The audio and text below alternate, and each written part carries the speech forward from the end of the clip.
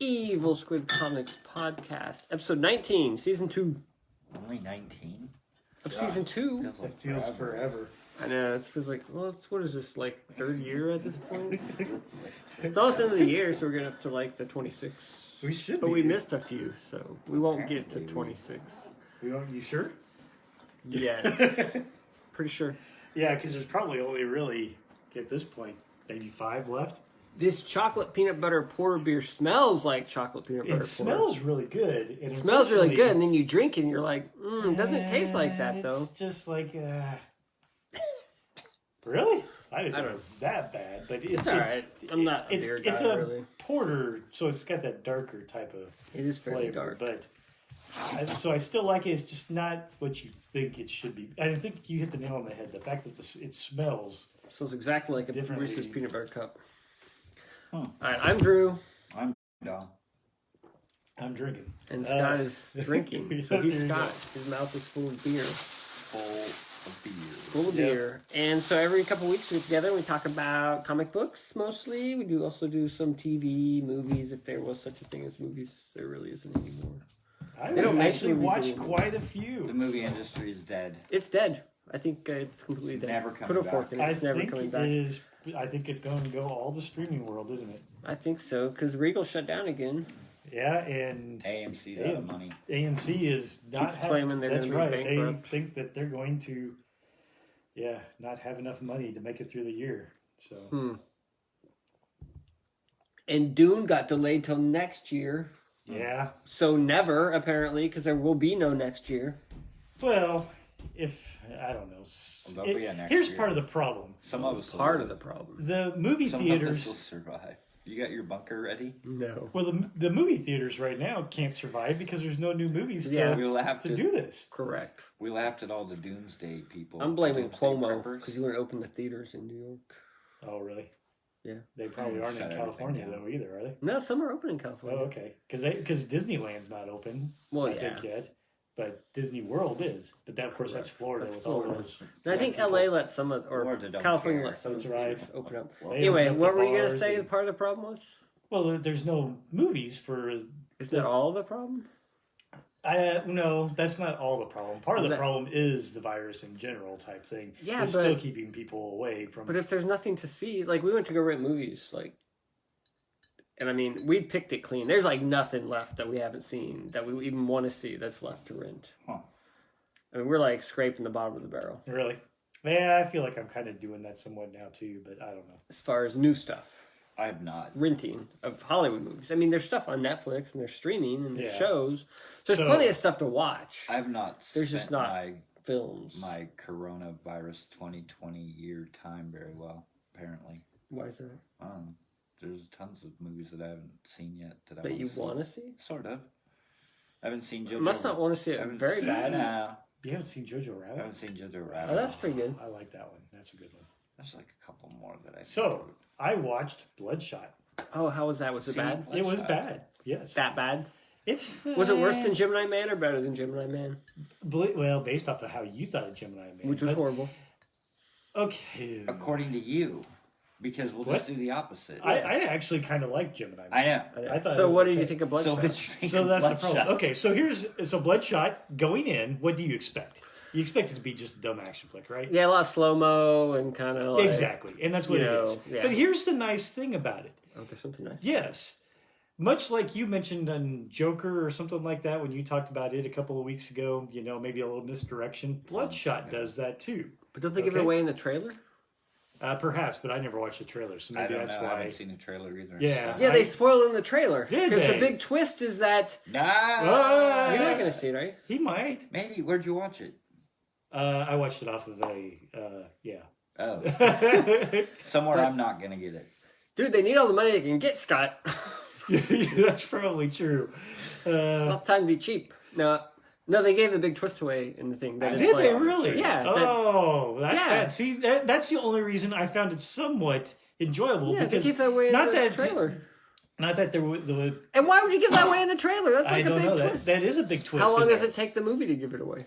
Probably about halfway. I Yeah, believe so it's that would be high. perfect. So, But if you It's- show it in the trailer, you're just expecting it. right. I mean, it was you could tell that there's something wasn't quite And right. how am I there, you know, spoiling so- it if it's in the trailer?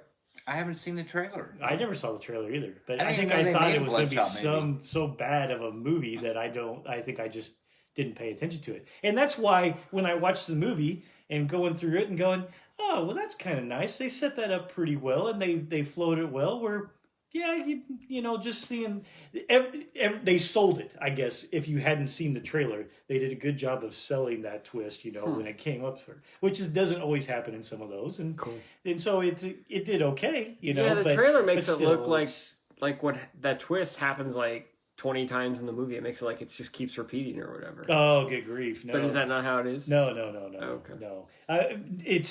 It's one of those type of things in which It's like a reboot, right? in a way, yeah. And That's so the then twist you're talking about. once it happens, then they say, oh well, you know, it's almost like the Matrix. Well, we've blown up Zion 7 times now, you know, or whatever, you know.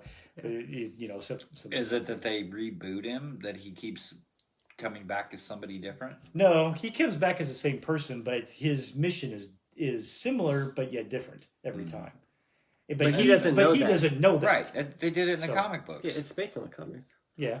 Have you read the comic? I have read a lot of Bloodshot comics, but I didn't know if it was old school. So like they sent him on a mission to kill this Bloodshot. guy because they say this guy like killed his wife or something. So they Yeah. sent him on the mission. So he goes and like kills a dude.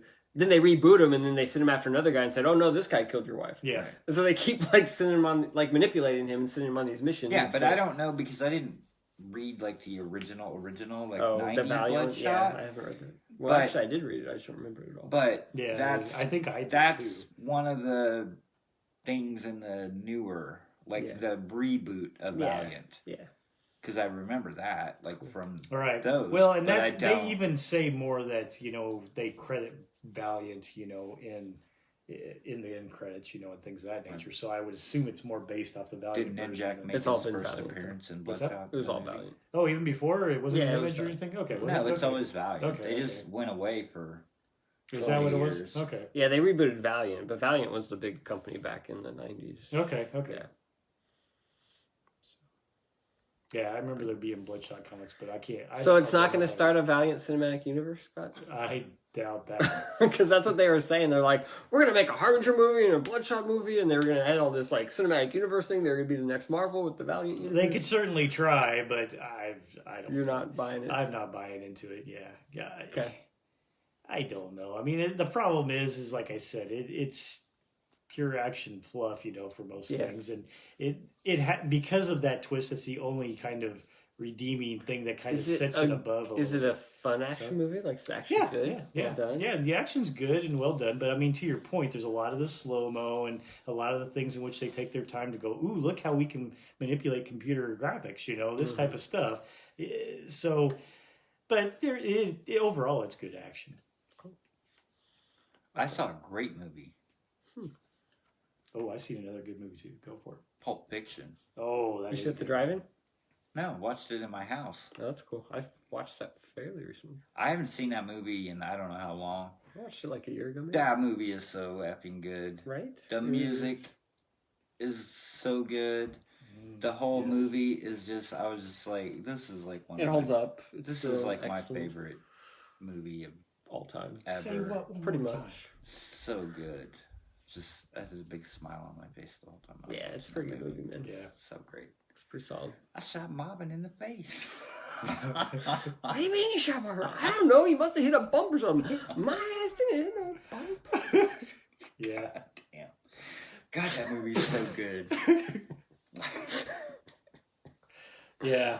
Pulp Fiction is good. It is very good. God, it's so But as I learned at work, in an engineering office environment, you can't quote Pulp Fiction out loud in an office environment where you Some might of get HR called. I even thought, because I was just That's right, sitting in my living room and I was like, did the Quentin Tarantino, did you see the sign on my lawn that said dead Something storage? Yeah. dead inward storage? Yeah. It's like, I did that in my living room. I'm like, whoa, like maybe I should, but then what, the Hateful Eight, was that or no, Django?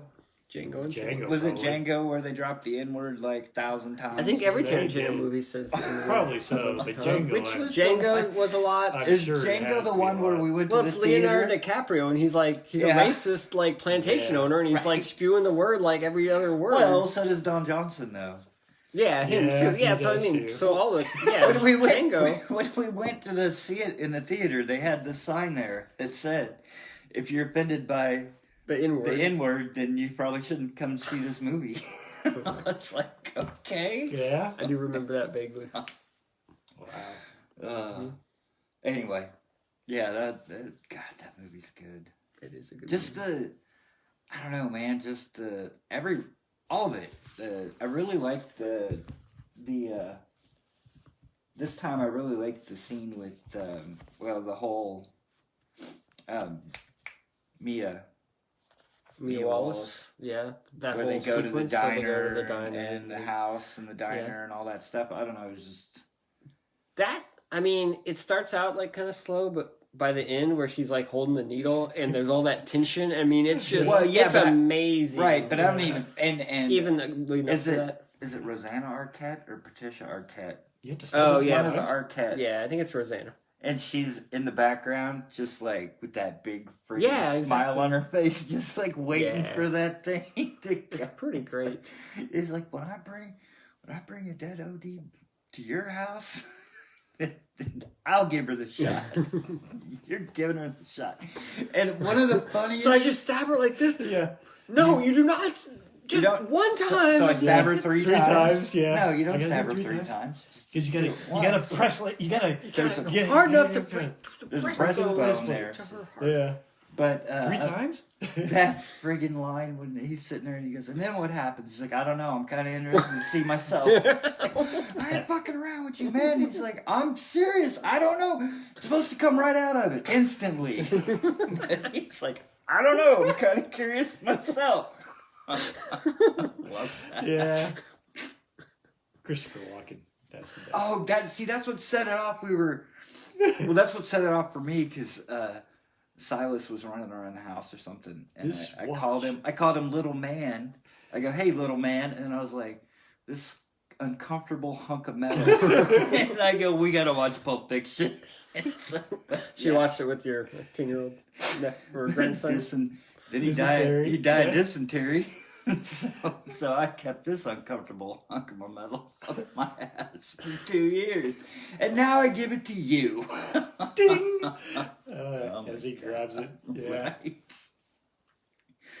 Oh man, so good. That Yes, movie it is. so good. Yes, it is. I want to go back and watch Reservoir Dogs and see I if just it's watched that. as good. Is it still pretty decent?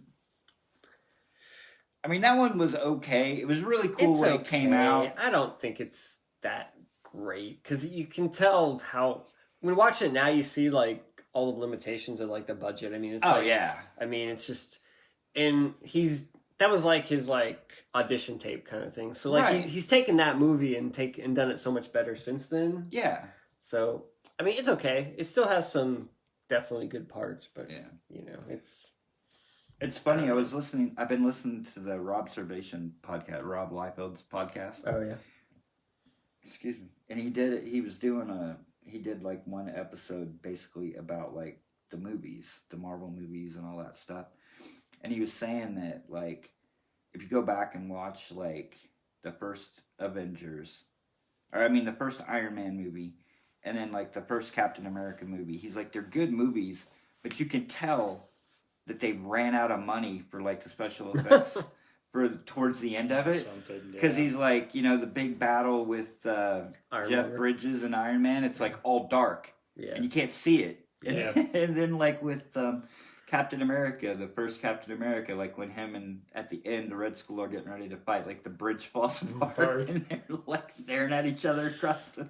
And he goes, but it got better once they made their money, then they had enough money to make the whole movie as good. It's like Yeah. they blew their wad in the first 2 acts, and then Well, they didn't have any money left for What's the even third more act or amazing with some of whatever, that is the fact that it's all origin type stuff, yeah, and they do really well with it compared to what else we were getting at that time. oh yeah, But no, you can- absolutely, You could definitely tell it's a lot of them finding their footing in general, you Yeah. know, of how to tell a superhero story, you know, and things. I mean, you look at I just think I look at that movie, and then you look at Captain America 2, or I guess you can't really look at Thor 2 because it was a piece of crap. But you know, some of those sequels as they were going along, maybe because they already had, you know, established their universe, it just seemed like the storytelling got even better, you know, and stuff. They got more money to spend. I don't know Right. what, you know, in general.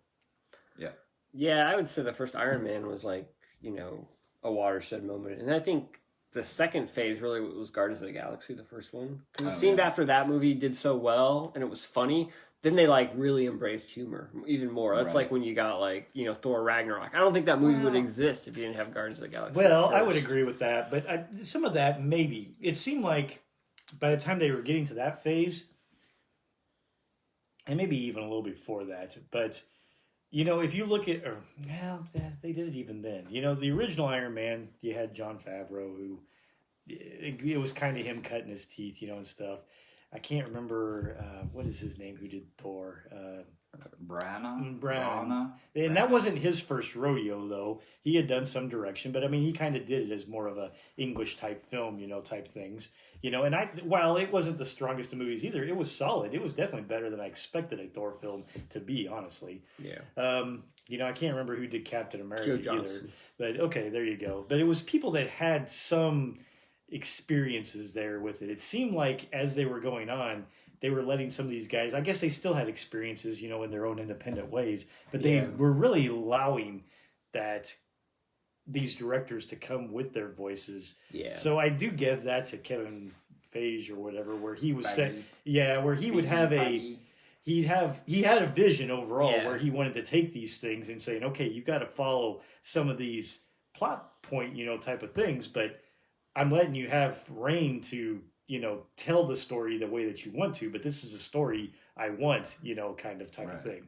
And I think that's where, like, the freedom, in particular, Thor Ragnarok, you know, with Taika Waititi. There you go. I always butcher that poor guy's name. That movie is so freaking good, too. But it is. But there again, you know, they allowed a lot of freedom in there, you know, Guardians of the Galaxy as well, you know, with some things. And I think, too, one of the reasons, one of the reasons I really like Thor Ragnarok is because it's like Kirby come alive, you know what I mean? Sure. Like, you've got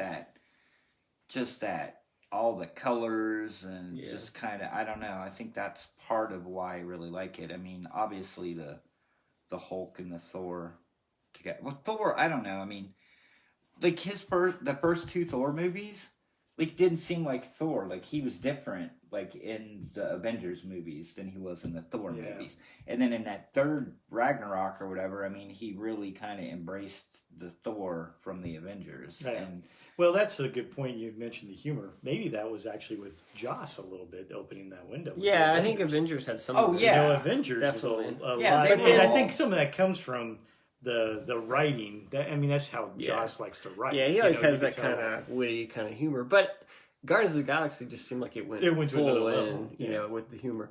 And the other thing that I thought, well, I mean, like you were saying, Kevin Feige found like kind of more edgy sort of directors. But part of it's because I think they were talented, but they hadn't quite had a huge hit yet. Yeah. So he could get them cheap.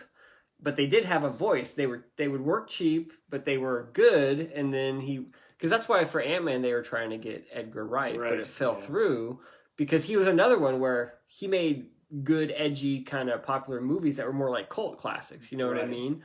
But he could get them cheap, but then this would be like, you know, bring that edgy kind of indie guy and give him like a little more of a budget. And, right. Yeah, and I mean, so like like you said, they had a voice. They had that voice. They were willing to take some of that. And so, I mean, Marvel did really good finding those directors, you know. But they also did good finding their actors, too. I know, exactly. It's all about the casting. There's a whole thing about the casting director, you know, and how they were talking about how that person in particular was so amazing to the world that they created, you know, because so much of the even tests and things that they had throughout, you know, the casting director would go, we don't like him for this role. But, you know, the next movie that was coming up, the casting director's going through and going, oh, remember so-and-so? I think they would be really good for this one. And then they brought him back in, you know. I mean, it really happened with Chadwick Boseman and Chris Pratt in particular, in which both of them had tried out for other roles on earlier movies, and they brought him back in for other roles. And later. I kind of gotta disagree though, because I mean, other than Robert Downey Jr., I think pretty much any of the Marvel actors are replaceable. You think so, really? Yeah, like I mean, I think they came into their role and now they're iconic, but Chris Evans, I mean, he did a great job as Captain America, right? But I mean, I think you could have found somebody else to do it, and they would have grown into that role too. Because he's not a great actor; he didn't do great stuff before that. Well, he had been on that kind of rise. He had been on a rise, but he it's not like he was like some kind of acting powerhouse. Or he wasn't an acting powerhouse, but they were looking for somebody. You're right; that was young, that had the acting chops, probably. Yeah. And Chris Evans had proven that through his strange history there of different films, But I think I give more credit to the writing and the directing and the actual actor. I think you could have found someone else to be that, and I think if the movies were as good as they were, I think that actor would have gotten the same accolades. I don't think there's anything amazing about him in particular. Yeah, I think I have to debate you on that. The same with Chris Hemsworth. I mean, Hemsworth is a little bit more. I mean, he's definitely made Thor his own, and you can't imagine anybody else being Thor. Yeah. But I think if they had found someone else with the same script and the same directing, I think that person could have been that role as well. It's possible. And we would remember that person as the same, as just as iconic or whatever. You know what I mean? But I watched Cabin in the Woods recently. He's great in that. He is great in that, but he's like Thor. I mean, he is the Thor character. I mean, But that's probably because we've seen him as Thor for so long too, and right? You see that. But and even he's like in that same type of thing. And the Ghostbusters with the chicks. I mean, he's just like some dumb. He's a dumb Thor. Thor. I mean, maybe it's just because you think Chris Hemsworth is Thor. But no, you're right. He is fairly one-dimensional typecast or whatever. I mean, he doesn't have a lot of range. He's not like he's playing a lot of different roles or anything. I mean, most actors are. Yeah, in a lot of ways. I mean, a lot of ways. But you're right though overall. But I know you like, and Chris Evans might be. Maybe I'm wrong on him, right? Maybe. I have a hard time finding other ones for that role, especially even in that era of things. Yeah. Just because of the fact that they got somebody that was. I mean, he was. You could put him side by side to what Captain America almost imagined in the comics, and that is him. And he really did well with that role. Yeah. In general. So, some of the other ones, though, I would agree that you could probably have had some other swap outs there, but here's the thing: they came in there and they knocked that role out. Well, yeah, exactly. No, they did a great job. I'm just saying. I mean, I think a lot of people could have done it. It could have been, but here again, they were willing to give that voice to some of these to try that, and if it didn't work out, they just replaced them. Hulk, Don Cheadle, type thing, whatever else. Yeah, but. I look at even Chris Pratt, as Star-Lord. He's another one I think is pretty close to maybe iconic. Like I don't know that anybody else could have done it quite as well as him. He's got just that. But they were willing to give him a shot. Type of thing, I agree. As well, another young up and coming actor. Because honestly, before that, he had done nothing. Parks and Rec was his claim. He wasn't a movie star. That's exactly right. He was not a movie star at all. Yeah. No, definitely. He still wasn't. What's that? He is now. He's got 2 franchises. Yeah, that's right. But I mean, I'm almost thinking the same thing. The amazing job they did with Tom Holland, for Spider-Man. Oh yeah, exactly. In my opinion, where the hell they finding these people, and things is just fantastic. Well, yeah, he's great in the role, but I mean, if they got the kid from Baby Driver in the, but here's the thing: could it be? They've had 2 other shots, and it didn't work out as well as finally. I think their third time they came around. Don't get me wrong, Tobey Maguire, because I hadn't seen anything before that, did a good job as Spider-Man. But, I mean, overall, what Tobey Maguire was good at was a good Peter Parker, because Peter Parker was kind of clumsy and whatever the heck else, things. You think Tom Holland's better than Tobey and Andrew Garfield? I do. I think Tom Holland is finally a character that envelops the Spider-Man I remember, type of thing, of being a very humorous, quick-witted kid. In a lot of ways, type things, See, I don't and that's see the Spider-Man way as I a feel. kid. because but that may have been because you read the comics a hell of a lot in the comics longer. he was only a kid for like a couple of years, and then he was a freaking young adult. Yeah, So, and I think probably so like the Tom Holland Spider-Man, it's like, well, that's such a snapshot in the comics. I mean, I don't really see Peter Parker as a kid. I see him more as like a 25-year-old. Who did the That could original Spider-Man? That was Sam Raimi, right? Did Yeah. he write it or did he direct it? I think he directed it. I think he directed it. I think someone else wrote it. I was going to say, I mean, that goes back to almost the writing, I would say, because I think, you know, Tobey Maguire. You think a little bit of that, but it's very strong between the two. You got to have an actor that can sell the writing. No, I understand. A lot of these ones anymore, and I don't know if it was as much there because that Spider-Man was, 20 years ago or something? I don't even know now. But, it's, from what I can tell with a lot of the Marvel type stuff, there is a little bit more of a free reign, type thing. There, especially for some maybe particular lines here and there. I mean, Thor Ragnarok is full of them, and it could be more director-based too, of letting them just flow with it. Hey, here's generally what we want to do. Here's some lines to get you started. I want to have something blah here, or whatever the heck else. How did we get on this subject? I don't know. I thought we were talking about Pulp Fiction. We were talking about Pulp Fiction. And how the hell did we get around to that? I don't know. But, it was because he's talking about Rob Liefeld, I think, or something in the podcast. And talked about something about the first Captain America from that and how things have gotten. Oh, because I asked you about, I said I want to go back and watch Reservoir Dogs. Reservoir Dogs, and I was like, okay, so now we go through there. But with that talk, I did watch Once Upon a Deadpool again there. Oh. The Deadpool 2 or whatever. I rewatched Deadpool and Deadpool 2 like a couple weeks ago. Well, my daughter... No, like recently, like a couple weeks ago. Okay, my oldest came over, this last week, and she had not seen Deadpool 2. And so I was like, what? And so I had to go find it, and the only version that I had was the Once Upon a Deadpool, where it's the Princess Bride one or whatever. I didn't buy that one. So I threw that in, and she's like, is this Princess Bride? And then she's like watching it, whatever. But yeah, she's so animated during a movie anyway. It's kind of funny. But yeah, she could not believe that the whole spoiler X-Force team dies, right away. She's like, really? What? I think the first movie is a better movie overall than the second one. I would agree. But the second one has certain parts that are... But that's the thing with the second one. The second one seems like a series of skits, almost in a way. And some of them are better than others, in that area. That whole... Yeah, I love the second one. The whole... Well, I liked it. The whole freaking... truck scene or whatever. X-Force. I mean, that whole area there is just fucking hilarious. I think the problem I have with the second one is I really like Colossus, and they made him kind of an idiot.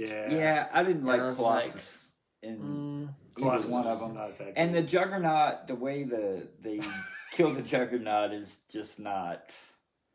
But it fits in with... I was going to say it's not respectful or sanctimonious. But that fits in and with I was Deadpool in general. Right, I know. That's what I was going to say. But I mean, even when I saw it the first time, I was like, wow. That's over the top crazy or whatever. Yeah.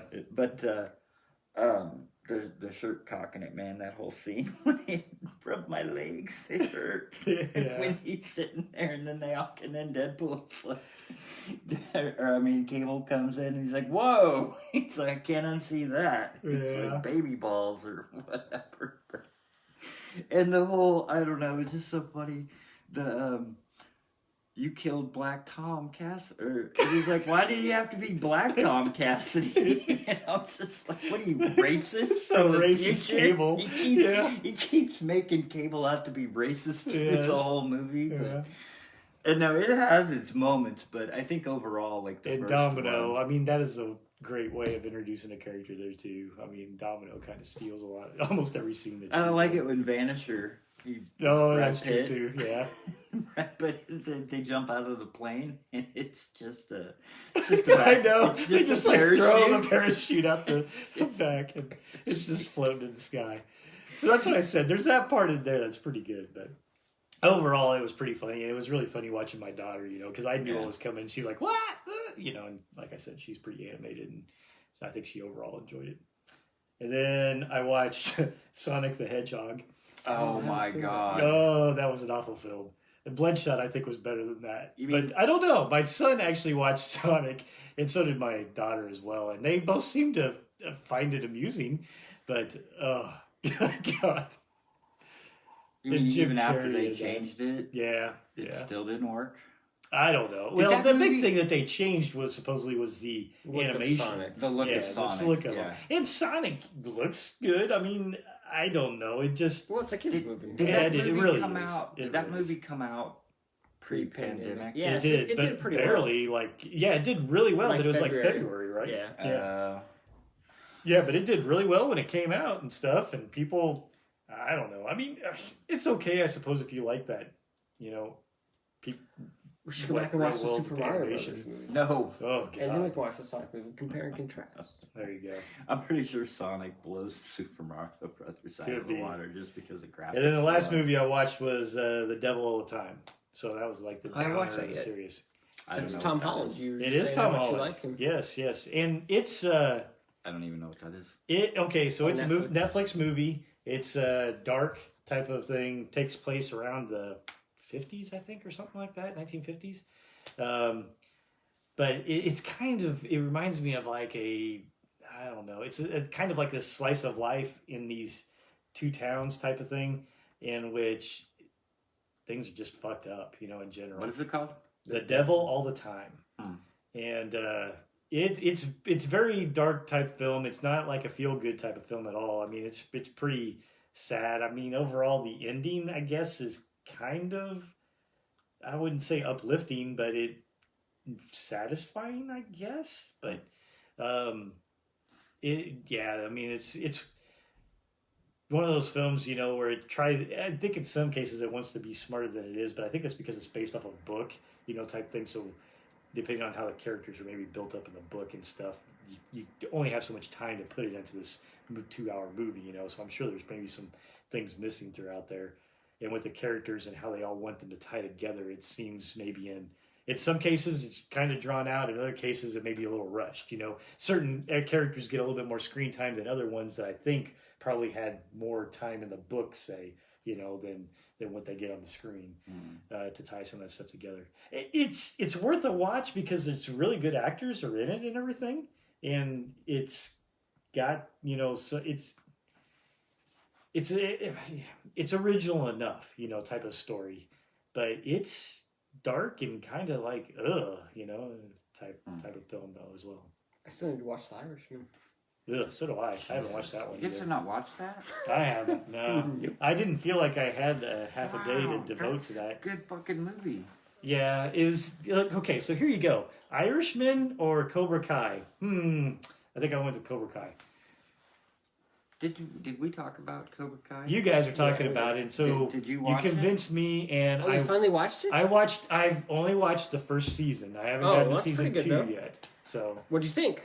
oh, it's freaking great. Right? It took me. The problem. It takes about 5 episodes to kind of get in there The a little episodes bit, are so short. but they're fairly are. short, and yeah, so it doesn't take too long in there. But yeah, by the time the first season gets to that latter half, and you kind of set up your characters and everything. Yeah, it's really good. It's got huge nostalgia, type things. Oh, yeah. But I love Johnny telling his side of the story to Miguel, to his student, type things He's of like, what happened. Yeah, when- it was my ex-girlfriend. He was like, it was trying my to mess girlfriend with in us. 2 years, and all this type of stuff, and things. And then I'm going, yeah, Johnny is kind of sympathetic. What am I thinking? But Oh yeah. Now you gotta go back and watch the original party. I know. You Did gotta you? watch I'm that. No, I haven't. Oh, I did. I'm No, did totally on Johnny's side, man. Yeah, I know. I just about him after he told that story to Miguel. I was He's like, yeah. and then we're hanging out in the bathroom, and he he just for no poured shit reason. on me. Yeah, Like I was ready to leave it alone, and Yeah. it had started up again. yeah, I love that. exactly. That end when they're in the tournament, and Ralph Macchio comes in. And goes, Yeah. all right, let's call the I haven't nurse. seen that yet. Huh? Yeah, I see. Yeah, I, oh, I you said saw the that's- first season. I saw Okay, the first sorry, yeah, season, yeah. so that's Yeah. the very end That's of the in first the season. tournament. Okay. I've actually even started like the first episode or 2 of the second season, but I haven't made it all the way through of the second season. So yet. you've seen? So- Well, he came back at the beginning, at the end. Of At the end, the old sensei, whatever The the fuck old- his name was. yeah. Yeah. That's annoying. Yeah, Not a fan of that guy. yeah, and I'm not fond with how he's interfering with stuff because I kind of liked I don't know. The Hawk. I like the vibe they had without that guy. Yeah, exactly, But- exactly, type things. But overall, Hawk is really amusing as hell. What's as well. funny is that when he changed his hair, you really do stop noticing the thing. You You know what do. I mean? It You really do. does. It really like, does take changes it away. It does. You know, type It's stuff. like because before that, you always the It first was- thing you went to was that thing. It was on- just, and then when he had the mohawk, it's like you really don't notice it as much. yeah, It because truly is your changing. attention, It's goes. changing the narrative. Yeah. No, it It's really is. amazing. It's pretty funny. But yeah, the way they've got that set up and everything and stuff, it just is just really good. The training and everything. Yeah, is pretty good. it's well done. Yeah, they've done That a whole might lot be- better with it than I expect. And they constantly pull it up, the 80s, almost, keyboard type music or the hard rock, type stuff. Yeah. Well, they're playing the same music. Oh, I know. From the movie, A big the time. act- Yeah, yeah. a lot of the... Well, It's not as much as you think, though. Cruel Summer. Cruel but other Summer. than that, there's not a lot. Oh, It's I actually don't know. exactly There was the same. something that they were playing at... No, I went and looked at the soundtrack. I didn't. Really? There was I may something be that wrong. was being played at the start of the second season, and I was like, that just instantly said, I know that song had to be in What is It may have there, been. but is that in the second season when Johnny has the dream with and it's the total 80s Yeah, I think You know what I'm that's talking something. about? must be Yeah. because it doesn't ring any bells for me. okay, that was great. But you could I could totally tell it was a dream because Yeah. it was just so over the top, but Yeah. but it was great because it's just It's funny. It's like an 80s music it's video. an 80s music video or whatever. Yeah, it's great. Yeah. Was the first season the part where he got the internet and he got the computer? Yeah, you got the See, wasn't that kind of ridiculous? Like that and the Facebook thing, I mean, Yeah, I it's could like- believe if he would have said, I don't do social networks or something like that. Yeah. But instead he's like, Facebook, what's that? yeah, It's- exactly. It's like, or what's the internet? Oh, I've never searched for anything before. Yeah. It's like, really, dude? Although I do admit the CobraKai.com or I love that. type thing. Cobra He's Kai dot or no, he said COM period. period. Yeah. It wasn't even dot. It It was was Cobra period. Kai period COM. And the kids are just looking at him like, Right. what? I mean, So I do agree that one was pretty funny. I mean, I could kind of buy it. No, I'm not Sort of. buying it. He did not transport 20 years into the future, and he didn't And have not any know how memory to of use how. anything. He's an old jock. I don't care. He he still knows lives what in the an internet S-hole is. I I don't don't of an care. apartment. No. He has Do you know anybody who doesn't have a VHS cell phone? tapes. Well, yeah, I was gonna say because No. he does have a cell phone, doesn't he, or does he not? Oh, he doesn't. He gets He doesn't? one, and that's when Yeah. he starts getting Facebook because he doesn't know what the internet is. Right. Yeah. What's Okay. Wi-Fi? What's Yeah. Wi-Fi? He doesn't know what Wi-Fi is. Like that's No, that's just he ridiculous. takes it back. This thing doesn't work. Yes. I see. I Turn it on. Yeah. Yeah. I know. Oh well. Anyway, But it is good. It's better than I thought it was going to be. So Well, that's good. you should have had the game night the week after because the Saturday Night Live opening From that. from the Last- second episode was just freaking. I laughed out Well, Was the it one you pretty- made us watch was horrible. loud. I know. Oh, I know. We were like, it was really I felt awkward. really we were bad. like watching I know. it. We're like, this is not funny. I felt really Why bad. is I'm this like, funny? that's why I was like. But it halfway sounds through. like it should have been funny. Oh yeah. Like it's Jim Carrey as Biden. I mean, it sounds like it would be funny, but so they boned it. they I mean, went I don't know. totally. But Saturday Night Live does that. sometimes. political. I mean, they do. went And so that's the totally problem political. is that But the Saturday second Night one, Live is the second one was the Was vice it the presidential Fly? debate. Oh, yeah. okay. Did you? I didn't watch it, but So I'm not the a Saturday Fly. Night Live fan. They're too liberal for So me anymore. there- So. Actually, I was impressed because they actually they were making as much fun of Kamala Harris as they were of Pence on the second one. The first one was totally against Trump, which I get. No, I don't know if it was thought- against Trump. they- It just wasn't funny. It just Right. wasn't funny. Well, but it I was thought totally I against thought Trump, and it wasn't funny. I thought they made fun of both of them. It Biden just quite a wasn't bit funny. about the fact that he couldn't remember stuff and But- whatever else. Yeah. So they're doing the vice presidential debate, and Joe Biden is sitting at home with his wife Jill or whatever, and they're watching on TV, and he's like, "Oh no," he's like, "Kamala's in trouble. I got to get there and help her." He goes like, "Fire up the teleportation device." And there's like a scientist behind him. He's like, "It's not quite ready, sir." He's like, "I don't care. I need to get in there." And he gets in there, and a fly lands in it. And so he ends up teleported, and he's the fly on Mike Pence's head. And then slowly, as the skit goes on, he slowly starts turning into Jeff Goldblum, like the hair and the stuff, and he's talking like him.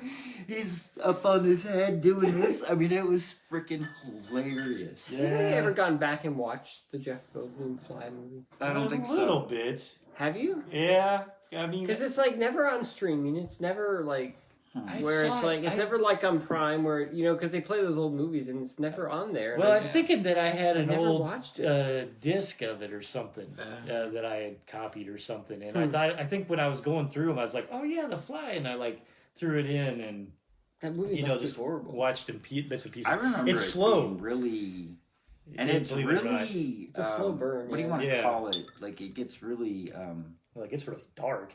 well type dark, but things. it's also like gross. Yeah, like, it gets very gross. Yeah, It's like just funny. slimy Nobody, breaks and- the guy's hand over. it's like which is nobody weird. talks about that movie. You know what I mean? Like it's just not. It's like everybody's kind of forgot about it. And we didn't forget about it, but nobody talks like it's Right. any good.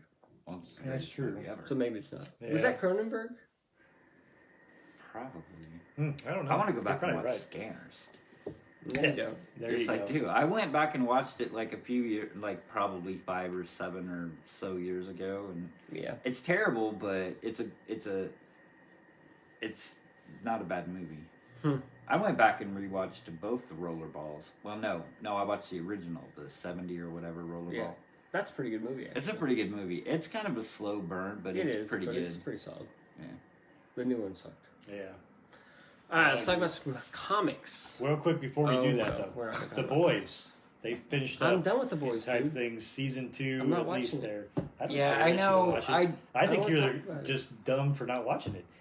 I can't Yeah, believe it. it's- It is It Cronenberg, is by the way. insanely good. The Boys is really good. It is really good. I did and- start watching Umbrella Academy Yeah. Yay! season 2. Okay, Oh, about season- time. You finished the first one?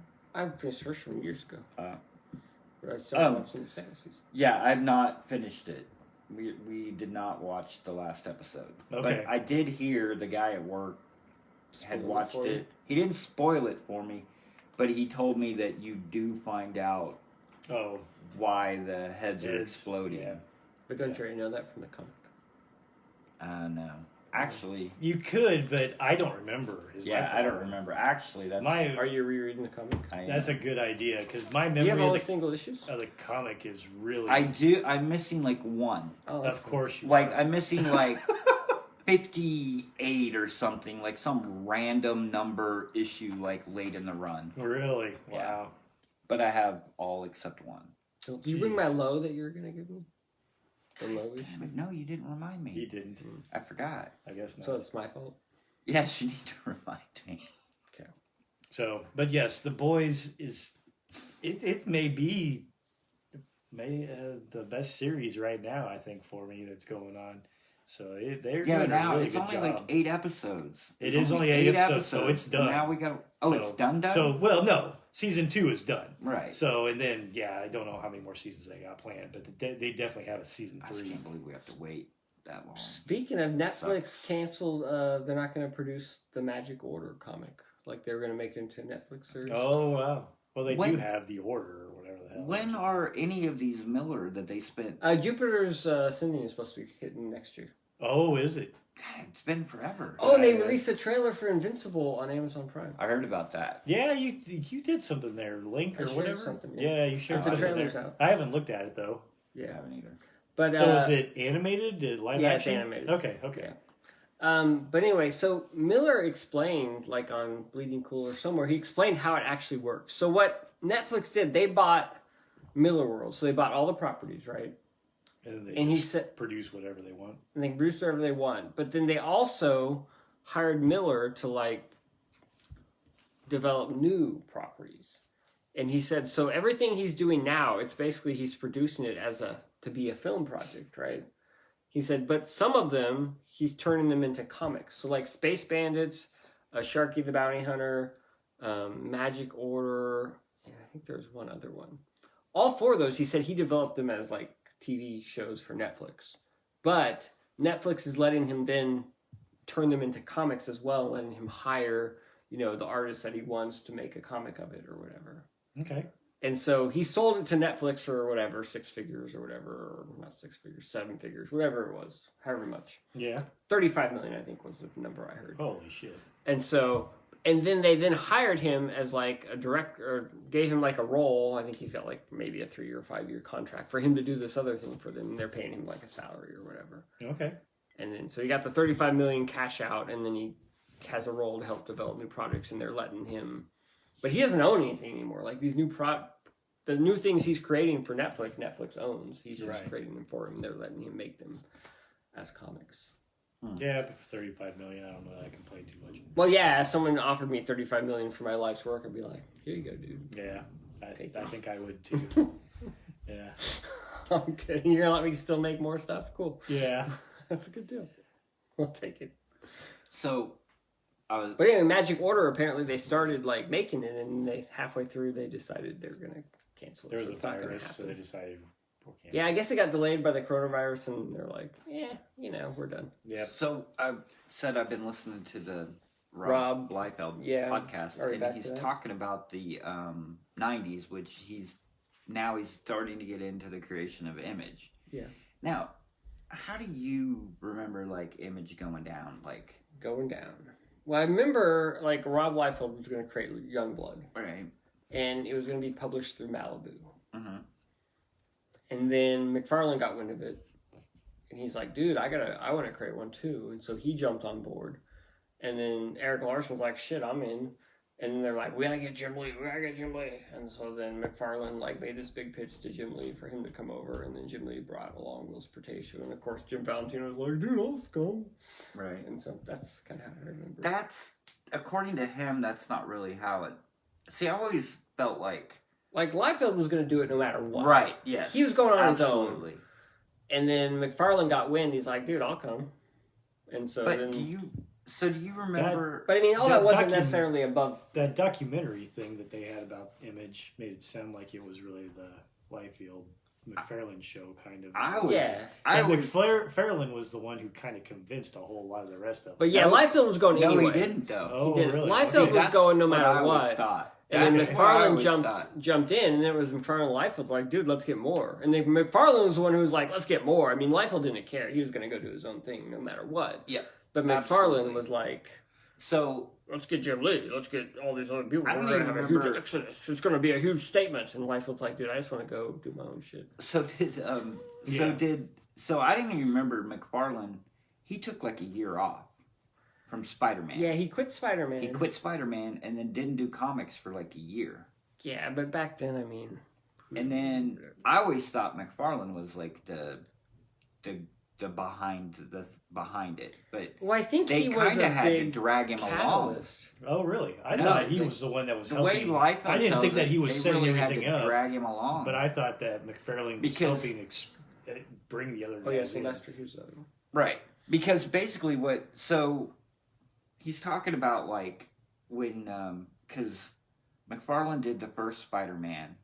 They rebooted Spider-Man. He sold like Right. 3 million copies. Yeah. Then like a year later, he got wind that actually Jim Lee called Rob Liefeld.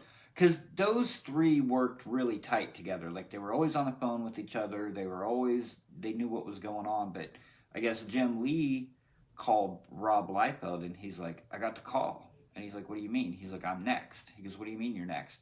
He's like, "They're giving me my own X-Men book. Oh, And yeah. I'm going to have this huge launch." And Liefeld's like, he's on New Mutants. It's not even X-Force yet. Oh yeah. And he's like, "Well, shit." He's like, "I'm going to be left in the dust." He's like, I gotta figure this, I gotta do something. And so he finagled in X-Force in between Spider-Man, and because it was only like 2 months, like X-Force came out, and then like a month or 2 months later, X-Men came out. Yeah. But he was, so they had they did the McFarlane and the Liefeld crossover with the Spider-Man and the X-Force. I just read that. So, freaking Liefeld's like, he just did, because it was like issue 3, I think, and 4 of X-Force, and like 16 of Spider-Man or whatever. So, McFarlane, they knew that Jim Lee X-Men was dropping in like August or September. And so Todd calls Liefeld and he's like, Bud. He does great. He cracks me up whenever he does it. But he's like, Bud. He's like, let's do a X-Force Spider-Man crossover in our books. And let's do it in September. He wanted to do it the same month that Jim Lee's X-Men was dropping just to fuck with him. It's like, it'll be perfect. Let's do it. And he's like, fine, man. He's like, I'll run it up. I'll talk to my editor. And I don't remember who I think it was Bob Harris or something. Yeah. So he talks to Bob Harris, and Bob Harris is like, he's like, that sounds like a great idea, guy. He's like, but September's not really going to work because that's when we're doing Jim's big X-Men launch. And he's like, and Rob Liefeld's like, it's fine with me, man. I don't care if it's September. I don't care if it's August or September. He's like, I'm riding high on X-Force #1. He's like, I got all my shit. He's like, I don't care. So he calls McFarlane back, and he's like, yeah, they want to do it, but they're not going to do it in August. They want to do it the next month. And McFarlane's like, no, that doesn't work. We got to do it in this month. He's like, that's what we got to do. He's like, call the big guy, like whoever the main editor-in-chief is. He's like, you call him and you talk to, like McFarlane's like, you call him and you talk to him. And Liefeld's like, nope. he's like, I don't care. He's like, if it comes out the next month, he's like, but I'm not making way. I'm not calling nobody. So anyway, they did the month after. But so he told me he was talking about something interesting. So like when McFarlane left for that year, he went off. He was actually trying to get out of comics. He was gonna start a hockey trading card company. Oh, wow. And he was gonna call it. So Rob Liefeld's like, he's like, it's called Front Row. He's like, why would you want to sit in the upper deck when you can sit in the front row? So like he actually went out. Like he made sheets because he did like a presentation to like the NHL. Yeah. Like he made his cards, like he did all this stuff, and then the NHL didn't do it.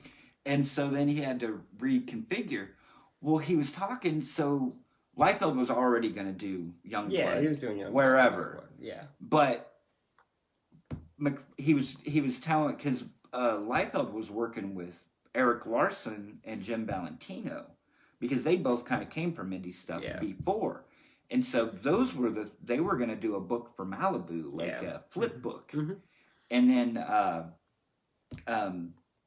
I guess McFarlane, he talked to McFarlane about it, and McFarlane's like, nope. He's like, I don't know. He's like, you know what I think I'm going to do? He goes, Batman. I'm going to do Batman. He's like, I did Batman a little bit. He's like, but I'm going to DC and I'm going to do Batman. And Liefeld's like, okay. And so then, like a couple days later, like Jim Lee calls him up. And he's like, yeah, dude. He's like, I think I'm going to pitch Batman to DC. He's like, I'll send you some work or whatever. And so he sends him like a couple photos or whatever. And so Liefeld's like, okay. He's like, so what am I going to do? He's like, these two guys are both going to DC and they're going to do Batman. He's like, I don't want to do Batman. He's like, but I think I want to jump on the DC train. He's like, what could I do? He's like, I've always been a Teen Titans fan. He's like, so I'm going to pitch a Team Titans. And he's like, this was like years before they came out with a Teen Titans book. He's like, I pitched Teen Titans to some dude over at DC. And he said, but here's the deal. He said, I need Batman needs to show up. No. He goes, I need $150,000 guarantee per issue for the first 10 issues, or I'm not going to do it. Because he's like, I'm making $200,000 off of royalties off of the X-Force books, like right now. So he's like, so the editor's like, okay. He's like, I'll talk to Paul Levitz, because Paul Levitz was the editor-in-chief. And he calls him back, and he's talking to Liefeld, and he goes, Paul's really excited about it. He's like, but he can't do the money. he can't do the $150,000 guarantee. And Liefeld's like, he goes, but he wants you to call him and talk to him. He's like, fine, I'll call him and talk to him. And Paul Edwards is like, yeah. He's like, I'll do it. Or he's like, we really want to do it. He's like, but there's no way I can do the money. And so Liefeld's like, well, that's what it is. He's like, if you can't do it, you can't do it. He's like, I'll just go do my own thing. So there could have been, instead of them doing Image, They could have been all Teen Titans three and could have Batman gone and over, DC. and McFarlane and Jim Lee would have each had their own Batman book, and Liefeld would have done Teen Titans. But instead, he's like, they wouldn't take the deal. He said he didn't know what happened with McFarlane or Lee, like how their stuff fell through. But his didn't, so he went on. But he kept talking about how, like, he was the first guy because he was the guinea pig. Yeah, he was. Yeah, Because- he does. He really Because he was young, not married, Yeah. didn't have anything, and so they're all like, well, let's just go see what this kid can do. Yeah. And then he went and did it, and then they're like, oh, okay. Yeah. We'll Well, do I it. think even that Image creation of It documentary talks probably- about it like that too. Yeah, it you know, probably did. that they always I think they kind of led a bit more that McFarlane was the linchpin, you know, in Right. some ways because of Well- the fact that they knew he was the older guy. The older guy too. Yeah, Right. and things and but he also they felt I think Liefeld said something like when they felt like they could finally convince him to come over that he brought that sense of I don't know establishment or whatever you want to say more stable type of thing that helped you know the other ones you know say yeah we're really going to do this thing you Yeah. know and things. Well, I just always remember the story that Todd McFarlane grabbed everybody and went up and quit. Well, 'cause he quit tells that DC, story, but- and then he went and quit Marvel. Marvel, yeah. Like they weren't even working at DC. We told them we're quitting. Good, yeah. Well, so, at some point, Todd McFarlane must have got a craw or whatever, and he decided he wanted to just stick it to the man. Well, I think it was already happening somewhat, and then this Well, just helped. he always push falls it back on. to that because they censored that crossover Spider-Man. issue. Yep. And he was pissed off about that. And Right. he's like, I can't control my stuff. And first he wanted to be a writer, and they said, okay, you can write Spider-Man. You can have your own book, it's Spider-Man, you draw it, you write it. It's like, okay. But then they censored him. It's like, wow, now they want to let me do what I want to do. Blah, blah, blah. You know, so. right. Yep. Well, it's funny because I know there's like some animosity I think between Rob Liefeld and Fabian Nicieza, or however you say his name, because Nicieza claims. I think there's some, but they go to cons together. Yeah, but I don't. I think Can't they be sit. much I think they then. sit far. Well, it's funny because he. Oh, they sit far away. Well, okay. when the Well, they Deadpool social movie came distance. out, they like asked him. Somebody was interviewing him and said, "So you created Deadpool?" He's like, "Yeah," but Fabian Nicieza also created Deadpool. He's like, "Well, yeah, dude, that's how it works." He like answers this interviewer's question. He's like, "Yeah, that's how it worked back then. You had a writer and you had an artist, and so if you created something, the writer got half the credit. That's how it worked back then. So Right. yeah, he gets half the credit. But I created Deadpool. Right. So yeah, I think there's a little bit of bitterness there. Right. But so. But he's pissed at Louise Simonson too because he thinks she's taking too much credit for crap that he did. Yeah. Well, he keeps talking in the podcast. He keeps referring to him as the scripter. When I was working with the scripter on X-Force, or when I was working with the scripter on New Mutants, like he doesn't name him. He calls him the scripter. Yeah, because he was just scripting and he was plotting and he Right. was creating all the stuff and so. Yeah. But So anyway, that's why Todd McFarlane wanted to write his own book. Get all the credit. That's right. well, it's funny because like he But Rob he did very well with it. during the podcast, Liefeld is always like, McFarlane is always telling me, dude, you need to be penciling, you need to be inking, you need to be writing, like you need to do all that because then you get the penciler check, you get the inker check, and you get the writing check, and then when the royalties start coming in, that's when you really start making the money because you're getting like 1.2 point, 3 point, and then you're getting a half a point for writing, and then the plotting, and then the writer / you have to scripter split gets it up. half a point or whatever. So you're getting all of it. What's so funny, because I don't know if you ever went back and read or listened to that interview with Todd McFarlane and Gary Groth or whatever. That was about that time.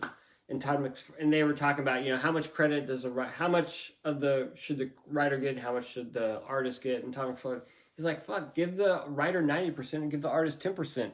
But I tell you what, if you do that, I'm going to write my own stuff because there's no point for you to have a writer. And Gary Groth is like, but do you think you're as good a writer as Alan Moore and Neil Gaiman. He's like, it don't matter because I want to control it. I want to write it. Even if I'm not as good, if they're buying it, who the hell cares? Right. If it's as well written as Alan Moore and Neil Gaiman. And then he did Spawn and got all the money. And then he's like, you know what? I'll freaking hire Neil Gaiman and Alan Moore to write my book. Pretty much. Yeah. Look who's laughing now. Yeah. Who cares? Yeah. Who cares if I can write well or not? I'll just hire the people who can. Exactly. Of course, him and Gaiman had a disagreement there. That's they? true. It did Right. kind of backfire. Backfire a bit. Part of that's just because McFarlane's a pretty stubborn dude. He's I a think. pretty stubborn, yeah. I think he probably could have worked it out, but he gotta, like I said, Yeah. he gets stuck in his ways or whatever. He's old. So's gaming. Okay. Comics? Savage Dragon. Are we doing comics? We I do guess. do comics, So I think, read sometimes. Savage Dragon number 252. This is the Salutes the Funnies issue. Have you read this yet? I haven't. I'm behind. Do you have it? I don't know. So each spread, including the first page, is like a different homage to like a Sunday's Family Funny Circus. Family Circus. Then you got like Peanuts Oh, or whatever, my you know. And Is he this a one shot or what? well, it's like a No, single issue, but I mean, It's Okay. an issue of Savage Dragon. Okay. but this is what he did for the whole issue. So he's saluting the comics. So you got like Kathy, and you got I think this is Popeye. Yeah, this is just him like copying the Yeah, so art he's style. copying the art style of these other people. Oh my god. You got a Doonesbury. Oh, yeah, there you go. But anyway, so it's pretty cool. You got Foxtrot, but he does quite a few in there, and every spread is a different comic strip that he Oh, can. that is like a great idea. He said it took him like twice as long to draw because he had to draw in like these different styles that he wasn't used to doing. So it's pretty interesting. It was cool. I mean, it was fun. It was interesting. It was a neat It's thing. gimmicky, a neat but- experiment Yeah. or whatever. And that's what's cool about Savage Dragon is Larson's always trying different stuff to kind of keep it interesting to challenge himself to whatever. That looks really good though. Yeah. So yeah, no, it's cool. I mean, not much happens in the issue, but it's more of they're in the COVID and they're in Canada and they're, isolated, quarantine or whatever. But it's cool. That's fantastic. Fantastic, Scott says. I do. I think that's a great idea. I read Dark Knight's Death Metal Oh, 1 nice. and 2. What is this? It's death metal. So It's- how many issues is this going to I be? think it's 7? And this is the Snyder and Capullo Swan Song Yes. Thank And God. it's the sequel to to... Metal. It's Metal. very popular, isn't it? Dark. Yeah, well, look at it. It's got a cool chromium It cover. is. Yeah, it's like It's it's the 90s It's like again. the 90s all over again. So So, this book. did you understand the story? crazy. Because I tried to read some death metal. It didn't make any sense. Not death metal. What was the other The series other one, called? Metal? Yeah, what was that? That was like a Dark 5, Knight's 7. Metal? Dark What Knight's was it Metal. called? I don't remember. I thought it was just metal. Wow, it really made an impression. Just metal. Oh yeah, I know. Well, You- metal You was just buy that for basically the art. metal was Yes. basically where you got it was a dark dimension Yeah, where they were all like dark versions. where they were all of- dark versions of Batman. Yeah, I And get that- it. But You don't have to explain it to me. and I don't remember I how it didn't mean to give you ended. that impression And that I I don't don't remember how. understand. So death metal is basically the what's he called? The Joker, the dude The with one spikes? who laughs. Or The whatever. laughing, god damn, whatever the hell he's called. He's basically taken over, This other dimension. and they're killing all the worlds. It's almost like Crisis. Like Gotcha. They're destroying like the 52 The multiverses multiverse. or whatever. Gotcha. And You're Wonder into Woman. that crisis thing. Wonder Woman is like she's like the keeper of the prison where he puts everybody that he doesn't want or whatever. And then I don't even remember what really happened. The art's kind of cool. It's just way crazy, kind of out there. Obviously, there's this other. God, what's her name? Anyway, I'm not good at this, am I? That Sometimes really you're weird. better. This is not going Yeah, too no. well. Well, I only read a couple issues, and it was a couple weeks ago. Yeah. And the art's really cool. So Snyder's going. He's abandoning DC, right? This I is probably think his so. swan I think song. this is He's his- going to do his creator own stuff. What's Capullo going to do? Sit back and count his money, like Yeah, it could be. what's his face and 'Cause he had- Jay and Capu- Silent Bob Strike Back. Capullo's kind of interesting because he did that long run on It's it. Spawn, right? Huh? Who is it? Gus Van Sant? Gus? I think that wasn't it? Who did Jay and Silent Bob or whatever? Jay and Silent Bob Strike Back when they're doing Oh yeah, Yes. this Chronic and Blunt Man sequel. Yes. right, but And Gus Van Sant is directing it. no, it's not. That's not what he's doing. The applesauce. It's Ben Affleck and Ben Stiller, Yeah, and it's the Gus Van Sant directed Good Will Hunting. Good Will Hunting. It's Good Will Hunting 2. Yeah, Yeah, and Gus Van Sant is right, and he's sitting there counting Yes. his money. I That's got what Capula's gonna do. It could There be you go. Yeah, no, he did a long run. I don't know that. because he did a long run on Spawn, and then he didn't do anything Didn't for do 5 years, anything. and then he came back and did Batman, right? Might have Right, been more with than Snyder. 5 years. So what did he do for that 5-10 years? when he didn't do Maybe he anything? was in He Hollywood. was just sitting around counting his money. Did Maybe. McFarlane pay him that well? I don't think he got paid as well on that as he's getting paid for his Batman stuff with Snyder. Well, inflation. yeah. No, I'm sure you're right, but yeah. they I don't know. Cool. All right, death metal. That was Death good metal, review. I Yeah. don't understand it, but the art's pretty. It sounds cool. Have to get on that. I guess DC is going to start their own unlimited service like Marvel has. Oh, really? That's what I hear. Hmm. So maybe I'll actually sometime catch up on my DC reading. I Maybe. subscribe to that. Yeah. Cool. Are you going to do another one, or is Scott going to do Go his go one? for it. I don't know what to do. I wasn't thinking ahead. Um, I read Fraternity. I saw this. So this I don't was even know what the this hell is that written is. by the same guy who does Black Sad, but it's got a different artist. It's a Spanish book. Oh, really? I think they're both Spaniards. But okay, so this book's kind of weird. It's a two-parter. It's OGN kind of thing. I assume it came out in graphic albums, like the French version, where they do 60-some page graphic albums. But it's two of them maybe. So it's in the 1800s, during the Civil War, right? And what's weird, it's got this beginning part that's 4 pages of text, Holy cow. which I'm not a big fan of. But I know, you don't like words. I like to read books if I'm reading books, and I like to read comics if I'm reading comics. I don't really like to mix the two. Right.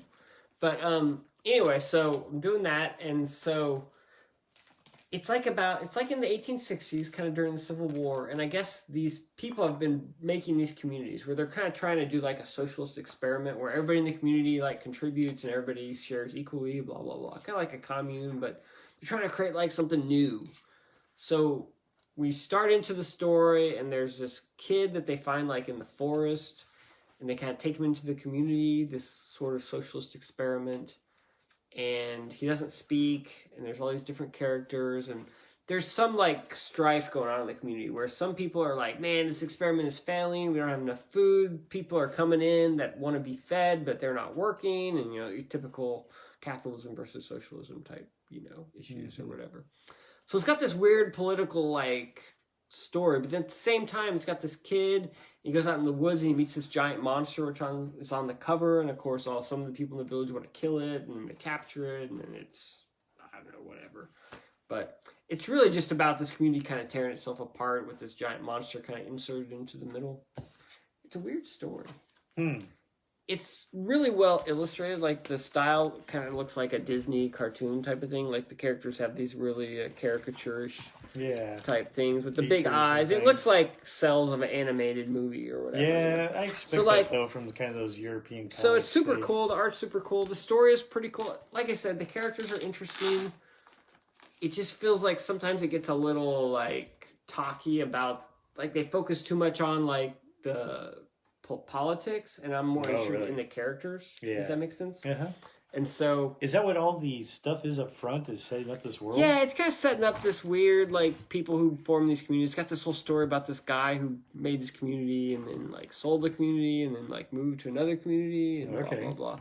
Huh. It kind of almost sounds like a cult or something. It's really weird because you could probably read the book without any of that extra 4 pages of text and you would not have lost missed anything. Okay. I don't think. It's background, but it's not background that you couldn't have just gotten from reading the book, I would say. But no, it was pretty cool. Like I said, I like these European books with the art style. Yeah. And I definitely like the art styles. It's just the stories sometimes. And this one had a decent story. Like I said, it wasn't bad. It just, I felt like it could have been a little tighter and maybe focused on different things as far as what I was interested in. So, anyway, Fraternity. What'd you think of that beer? It's good. What'd you think of that beer, Don? It's good. Well, that's good. All right, you go, Scott, because I got to figure out what else I'm going to Do you want to go again? I could do another. I have like 4 things to talk about. Oh my God! You better keep going. All right. Well, I guess I'll do this. I was just kind of re-situating myself because it's been a while, but I reread the Boys. the first The story arc, which Boys. is the first 6 issues. Is that the first 6? Okay. Yeah.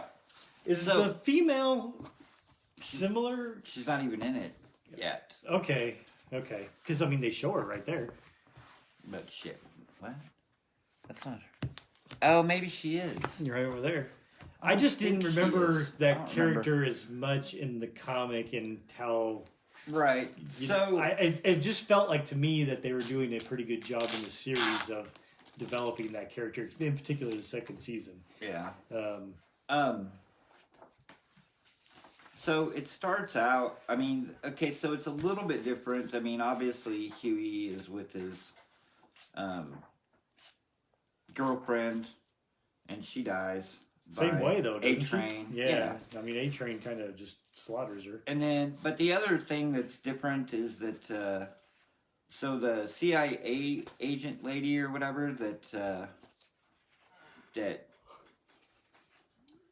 William Butcher's working with. right. In this one, they're like, which I think they alluded. No, she's not in this. She's on the cover, but she's not in the first issue. Okay. But they're actually like he comes to her office and they have sex. Like they have like and I don't know that it's an affair, but it's more of just like a let's have sex thing.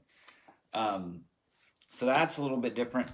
But they start out, and the first story arc is basically it's the teenage team. It's like the teenage kicks. It doesn't have anything to do with the Seven, really. Yeah. I mean, they Okay. introduce Starlight, and she joins the Seven. Okay. And of course, in the book, it's like 3 dudes on her instead of just the one, the deep. just the deep. So that happens, but they're messing with the. It's Who was it instead of the invisible guy in the 7? Because I somebody. don't even know that they've introduced. Okay, so they haven't even. Okay, so you read the first arc. They didn't even introduce the 7 in the first arc. Well, I know that it's been a while since I've read this too. Oh, okay, I don't retain anything, but I know that Homelander is in it and Starlight's in it. But I don't know if they introduced. Well, A-Train's in it. Yeah, But I don't know that they had all the rest of 7. them. Because I remember that there was the Deep and Black Noir or whatever it is and stuff. But golly, what the hell did they call him? The damn invisible dude, I think is Translucent. Translucent. There you go. It's not even invisible. Invisible, yeah. That Translucent was made for the CV series, and and he's not in the comic. Right, at I all. don't. And so that's why I wondered then who was the other member of the 7. Right, I don't remember. I mean, I know that Homelander's in it, and I know that Starlight's in it, but I don't remember any of the other 7 because they really focus mainly on this teenage kicks group because they're like. They're doing surveillance on them, and I mean they're in this house, and they're just. I mean, it's a friggin' orgy. It's like gang banging. It's drugs. It's alcohol. I mean, and so I mean they're celebrating and they're watching them, and then they take. So basically, they confront these guys, right? Like they're gonna take these guys out. Yeah. And got to prepare for the 7, so right, got to practice on somebody. But they're like fist fight. They take like a pill or something, and they get like basically superpowers. And it's almost like I remember it was like 30 minutes or an hour. Or whatever. The boys do. The boys do, like all of them. Oh, all of them do, huh? Yeah, okay. And I mean it's like a knockdown, drag out, like just old school brawl where they're punching each other and kicking each other. And then Huey makes it, he's fighting this guy and he punches right through him and kills him. And then, because I mean, they're beating the shit out of each other. Like with fists and stuff. Is that not in the show? Huh? No. Like, that's Mother's Milk punches that dude and his That's the face best twists part. Why around. isn't that on the show? Because on the show, they don't take something to give themselves superpowers. Right. But then Most of the show is But then trying Huey to... punches through and kills one of them, which is kind of like when he kills Translucent, I guess. Yeah. So that's where they got that from. And then they're all like, what the hell's going on? But the thing they didn't show in the TV show, when he kills whatever that dude is, there's a gerbil that crawls out of his butt. Pants, yeah. That's And not then- on the show either? No, that's not in the show. And then Huey decides to sounds keep... We're not Tame. advertising the show for you right well, or selling the show to you, are we? The show is pretty tame compared to the book. It is. Well, I guess they do show them, but I don't know that they introduce them because Reservoir Dogs is on the back of this. yeah, it's a video game for PlayStation 2. There's that video game of Reservoir That's Dogs? what I thought. I'm like, I'd like to find that and play it maybe because that would be Not interesting. Very good. But In stores now.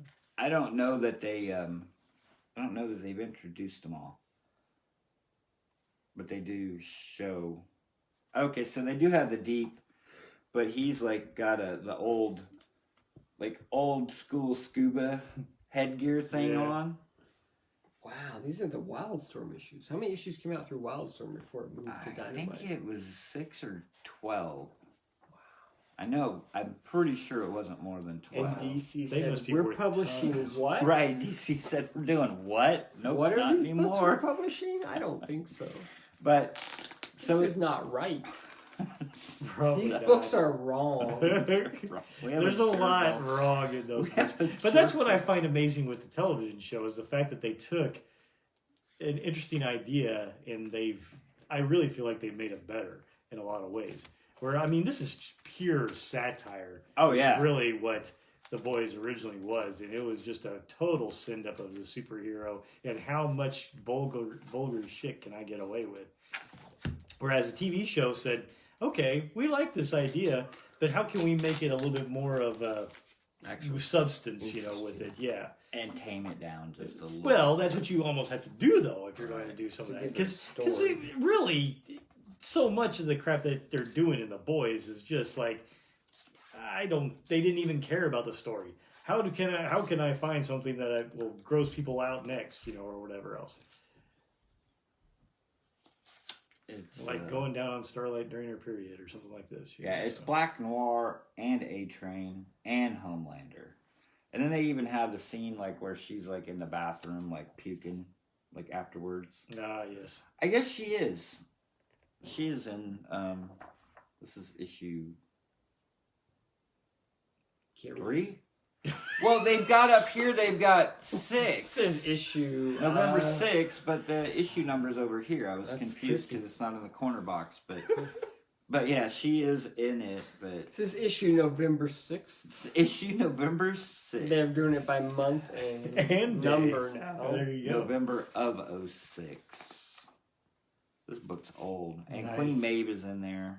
Are they worth background. tons now? You shouldn't even be touching that, dude. Yeah, I know. Why are you selling this on eBay? That's right. I don't know. Are Nobody they? cares about comics. Yeah, nobody cares about comics. Like you said, everybody's Some gonna people watch the do, show. Well, the show is. Nobody gives a crap about. It's like the Walking Dead comics. Were Don't you expensive, have like and the then they graphic realized- novels of those or something, or did you get rid of them all? used to, I think I got rid of them. Of Did the ya? boys? Yeah, Oh, you had the hardcovers? 5. I don't know about the hardcovers, but I thought they had like this little I had some Yeah. kind of collected Collected type There's a few things. of them. You got rid I of them? didn't- Well, yeah, I didn't. Really He care didn't think for they'd it. actually make a series of it. The trade paperbacks aren't worth anything. So yeah, I think I got rid of them because I wasn't gonna finish it. I don't know, dude. I get rid of stuff all the time. I know. He does. All right. Well, that was another horrible review. Look at my shelf over there, though. The green area. Yeah. I got 4 volumes of Savage Dragon now. Nice. I'm gonna go look at that while you do your next. It's Scott's turn. He hasn't done one yet. I only have like 3. You only 2. have, I only have 2. You only have 2. Don and I both have 2. And I have 2. Ah, One will go real fast. The other one I can actually talk about. you can Like actually with, talk with about. some So substance. Scott has to talk Wow. about Batman Like, universe. His explain favorite it. Batman story ever. There you go. Let's see here. Some of the boys, something where the Hero-gasm #1 first Soldier Boy key issue, whatever the hell that is Seems the to first go for Soldier like Boy. $50. Wow, $50. What is? 11 through 20 sold for $50. The Hero Gasm one shot. The boys- Herogasm one shot? Or sold whatever for that was. $50. Yeah. Was Yeah. it raw or was it slabbed? Oh. Is it CGC'd? It was not CGC. Raw. Was that like a one? That was a one shot, like a special. I thought you were talking about something that was in the book or something. Slab. Some type of weird sexual Sounds like what thing. language you're talking. So I was Slab. like, wow, raw or slabs. Is that some were type there of two swag editions, that a they slab did and in a there? raw version? With one more gross. They were than raw the other? dogging it on a slab. I was like, there's a lot of weird shit that goes in there, but okay. Speaking Yeah. of raw, Okay. Anyway, you're you going? Okay, Oh, I don't know. Sorry, I was just waiting, got you had distracted. me just you. I blame Don. I did too. I blame Don for everything. He So- distracted me. Only the Herogasm is worth $50. That Yeah, was. like, are you I mean, the saying other ones he's- are too. I trying mean, to review. here Why? it's got like 10 issues, like 11 through 20 that are like $50. But I mean, even then, that's 10 issues for $50. So it's about $5 an issue. Yeah, so it's still not worth a whole hell of a lot. All right. That one just was the one that struck out. But now I keep looking, like the whole Herogasm 1 through 6 sells for about $50 as well. So it seems like people are more after the first issue and just go for the rest as they get them. But I don't know. Okay, Yeah, it doesn't look like there's anything in the hundreds by any means, it's fine. I can do unless my- it's CG Seed. I can There do you my go. own Number one, research. CG Seed, $122. At a 9.8. 9.4. Really? Yes. So there might be some possibilities there. Maybe you should go get them graded. Costs like $30 just to get CGC. I know. All right. So Sorry to distract. no, you. you're all good. Batman Universe. It's like somebody gave somebody a bunch of, Crack. a bunch of DC action figures or something like that, or just said, "Here you go. We want you to have access and write like a story and do whatever you want to with whatever you can find." And somebody said, "Okay, I'm just going to throw all this shit in there, and boom, here's a story." I don't know. It seemed a little bit like ADD. Honestly, Yeah, a little going bit. through this, It's kind of like a tour of the DC universe. It really is. It really is. It And so is. I enjoyed the art, so I thought it was fun because I'm not a huge DC guy, so it was fun seeing like Gorilla Grodd, Yes. the Gorilla World, and then seeing all these other Adam Strange or Hawk World, and it's like, oh, Well, cool. part of the key thing in this is here again, Bendis has a good communication style, whatever you want to say. He knows how to flex in the humor along with the story that he's trying to tell, in general and things. Keep it light. I mean, that's truly what this thing is. Yeah, It's there's not very much light. substance. And so And whole MacGuffin, it's just like chasing this thing through the DC yes, universe. it really is. It really is. And then even when it happens, it's kind of like, yeah, oh, okay, yeah. I'm gone and back again. Oh yeah, they go to the whatever Old else. West with like So, what's that? The Jonah guy's name? Hex. Jonah Hex, Yeah, all that exactly. good stuff. So they pretty Yeah. much get everything in there. Yeah, they get a lot of stuff in there. It's a fun little ride, but quite frankly, if somebody that's not up to Bendis's caliber wrote it, it wouldn't be near as good. That's in a true. lot of ways. Then, like I said, Bendis keeps it light. He keeps the humor in it. He gives a strange way characterization to some of these characters, and things just in this very short story. Yeah. And you're right, Darrington does a great job though, just even on the art in certain layouts and everything Yeah. else. That one scene you showed last time, where him and Nightwing are kind of going through the thing. whatever building and stuff was really well done. And there's some definitely layouts and things that are just kick ass. And the differentiation between the characters and everything is just very well done and stuff. Yeah. So it comes together. Is it for something that probably shouldn't work and should just be a total, Sure. toss away? Yeah. It actually comes together and is pretty good in its whole. It's just a nice little It's very fun light. story. Yeah. Yeah. Yeah, it's definitely nothing like heavy or anything. Oh yeah, not by any means. But yeah, I think. Well, this was originally published in those Walmart things, and I think if this was like your first DC comic, I think you'd be doing pretty well, right? Like, Could be, yeah. It'd give you a lot of exposure to a lot of different stuff in the DC. That it universe. does. So it kind of felt like a Saturday morning cartoon type of thing. I would totally agree. Totally agree on that. Kind of like that old Brave and the Bold show that they had for a while. But Yeah. I don't know. It's cool. Yep. I Oh enjoyed yeah. it. Definitely. I enjoyed it. I mean, I thank you for. But it's very light. on that. But Like, yeah, oh yeah. That's where I could sit there and read it in like under an hour. It was good. I read Getting It Together. Wow. I just kind of bought this on a whim. I didn't actually pre-order. I just picked up off the Slice shelf. of life. You picked that up off the shelf. Yeah, because What? like I read some stuff and it said, "Oh, it's like a Friends, but like a comic book." I'm like, okay, that sounds kind of interesting, right? Really? Friends as a comic book sounds interesting. It does. Okay. Yeah, I like different Very stuff. cool. Is one of them transsexual or gay or what is it? One Because of there's them only is- looks like there's two girls. One of them is gay, But so yeah, that's true. and they got the token black guy as well. Yeah, they got it all going on. There you go. It's interesting. I guess the problem is like Friends. I was pretty close to that age when Friends came out, so I could kind of relate to those characters, right? Like we were in college and they were like slightly older or yes, whatever. yes. So I mean, I could kind of relate. I mean, I understood. These people are a lot younger than me, and so let's say it happened in like 20 years younger. say it happened in like the 2000s. They're like in their 20s. I'm more like in my 30s, right? And so I can't really relate to a lot of that culture back at that time or during this time, or maybe it's supposed to be modern day. I think it's based on like stuff that happened 10 years ago, but maybe they brought it into the modern day and it's more. Wow. So I don't know that I can relate that well. Like there's some weird stuff going on in this book. Like the one guy's gay, and so that's fine. You know, I have no problem with that. But then at one point, one dude is like doing this weird sex thing where they call it sounding. Have you ever anybody know what sounding is?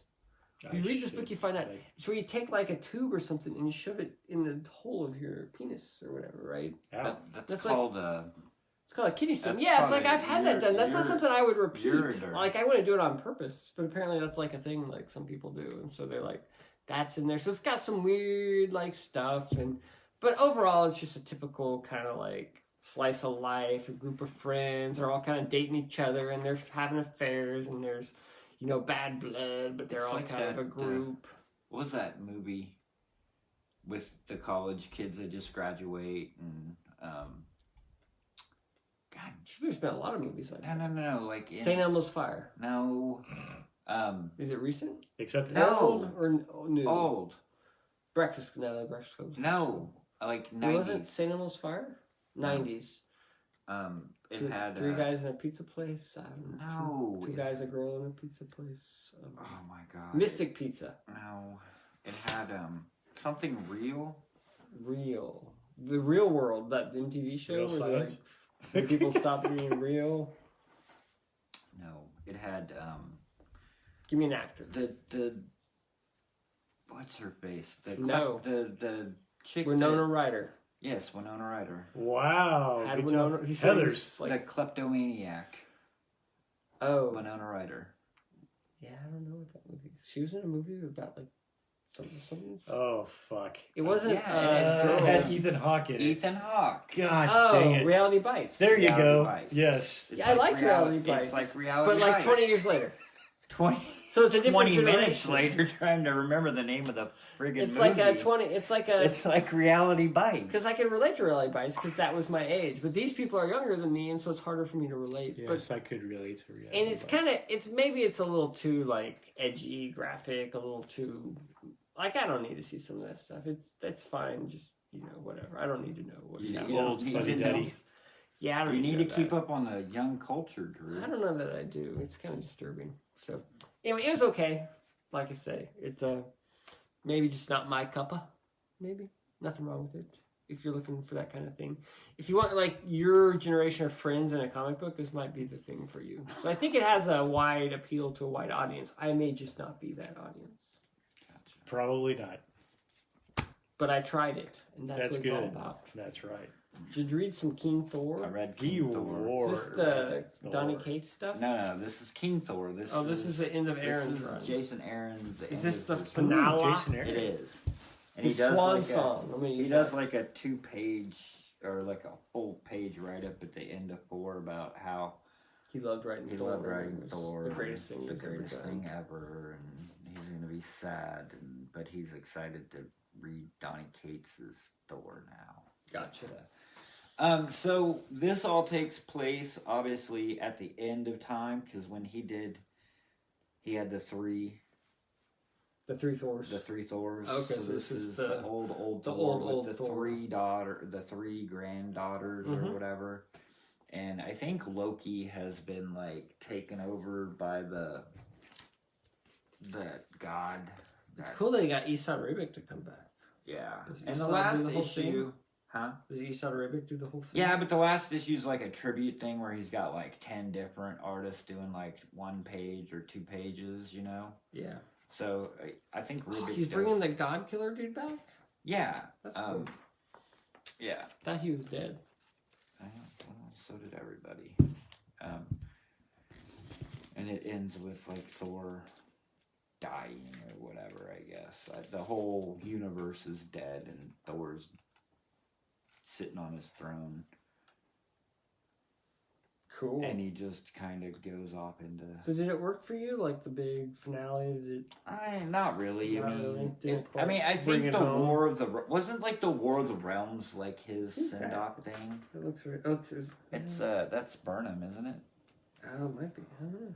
They have it in the back, I think. They have all of them, but I think that's Burnham. Looks familiar. Didn't he kind of... Wasn't like... Oh, Patara. It's Patara. Patara. Sorry, Patara Burnham. That's why it looks Ooh, familiar. But I did can't you place see... Was it Patara? Did you see the Facebook post? Oh, that Patara's doing some new book and it looks really cool. No. Oh. He's doing that Dark Knight Returns. Patara is? I thought it was Patara. Patara's got some... Looks like some kind of... No, some dude with like a S load of money, probably a guy that works where you work.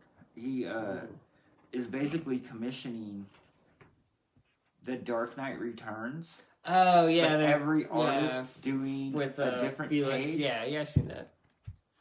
I didn't see the Patara one, but I've seen a bunch of them. Patara posted his page. Yeah, because he had all the Felix guys to do like one book of the first issue or whatever. Oh, really? 1 page of the first issue. Where did you see that at? Felix Comic Art.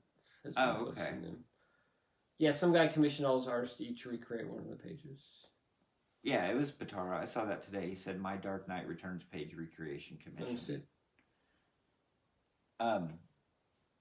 So anyway, that's the end of Jason Aaron's run on Thor, and he left the door wide open for Donny Cates to take over. Cool. Because I don't remember this page from Dark Knights. I don't either. It's the Harvey Dent page, though. I was going to pull out my Dark Knight. So is it all 4 books? No, I think it's just the first issue.